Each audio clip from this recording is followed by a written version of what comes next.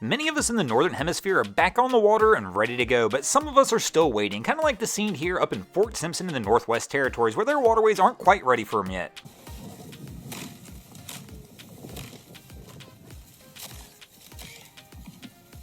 Welcome back everybody to this week's episode of Boating News of the Week. We've been doing this series for a while now, we've covered some wild things, but I'll tell you what, our opening lead story this week might be the wildest one yet. Got one vehicle is hanging off the bridge. This is the scene on the Route 90 bridge near Ocean City, Maryland, going over the Assawoman Bay. You may be asking why we're covering a car wreck on here. Well, it's because the result of this car wreck was a 2-year-old was ejected from one of the vehicles over the edge of the bridge down a 25-foot drop into 5 foot of water. If that's not crazy enough, one of the other people who was in this accident actually jumped off the bridge in an attempt to save this 2-year-old, and man was he ever successful. Right here you can see him holding the 2-year-old child whom he had plucked from these sub 60 degree waters and handing her off to a Good Samaritan vessel. This is Joel Olstein and his family enjoying a day out on the water on the pontoon, who definitely didn't expect this to happen today, as they assist Jonathan Bauer, who is our rescuer who jumped off the bridge to save this child. Bauer chose initially not to come forward as the Good Samaritan who saved the 2-year-old's life, but eventually changed his mind in part to meet some of the first responders and thank them who were dispatched to the scene of the crash. Overall, 8 people were injured in this incident, and somehow, amazingly, all 8 people since the end of the incident have been released from the hospital, including the 2-year-old girl Bauer saved.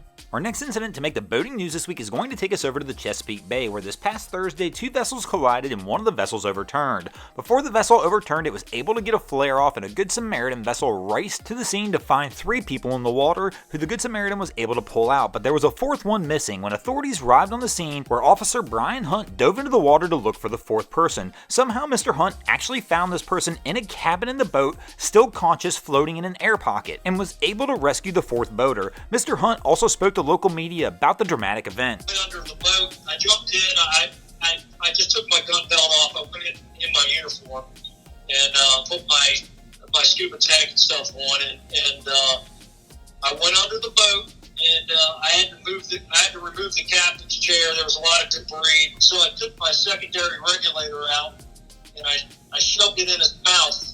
And there was barely enough room to get my face up in the air pocket, but I just told him, breathe normal, I'm here to save your life. I gave him 3 squeezes, and I yanked him on the 3rd squeeze out the cockpit. He was wearing a life jacket, a vest style, and which ultimately I think really saved his life, but it made it difficult for me to get him out of the cockpit. But once I got him out of the cockpit and outside of the gunnel of the boat, he shot up to the surface. The boater was taken to the hospital due to hypothermic conditions, but was released a few days later. Our next incident to make the boating news this week is going to take us over to California, where 2 college students in California had to be rescued from the Pacific Ocean this past weekend when they floated too far from shore in their homemade boat. Now, I know what most of you are thinking right now. This must have been one of those hold my beer and watch this moments, but according to authorities at this point, alcohol is actually not believed to have played a role in this event. The 2 left Isla Vista around 2 a.m. in the morning, but soon realized that their vessel was not equipped to handle the oceans and had to call authorities to come rescue them. The spokesman for Santa Barbara County Fire was quoted saying that obviously these guys were not engineering students, and he did not understand why they were out there at 2 a.m. or why they thought this was a good idea to begin with. But the 2 were rescued and brought back to shore without injury.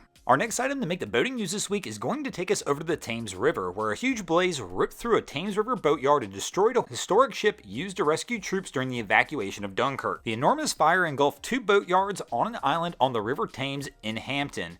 15 fire engines and about 100 firefighters responded and fought the blaze before bringing it under control. But unfortunately, by the time the event was brought under hand, it was too late and both boatyards were basically a total loss. And unfortunately, included in this total loss was one of the last Dunkirk little ships called the Lady Gay, which took part in the rescues of troops off the beaches of Dunkirk in 1940. It was being held at the marina, having restoration work done to get ready for the coming season. The Dunkirk evacuation was a key event for the Allies during the Second World War. It helped boost morale in the early wartime years, and it also created the idea of the Dunkirk spirit. There actually were 2 other vessels that were part of the Dunkirk Navy at this marina at the time of the fire. Fortunately, those 2 vessels were moved out of the way and only the Lady Gay suffered a fiery fate. Thanks for watching. I hope you enjoyed this week's episode of Boating News of the Week. If you ever see anything crazy happening in your waterways, be sure to hit me up on Facebook or Instagram and let me know, and you might see your stories over here. Just like Gordon Young and Stu Niven did this week. And if you guys haven't already, go ahead and drop an anchor on that subscribe button. If not, we're coming to steal your drain plug.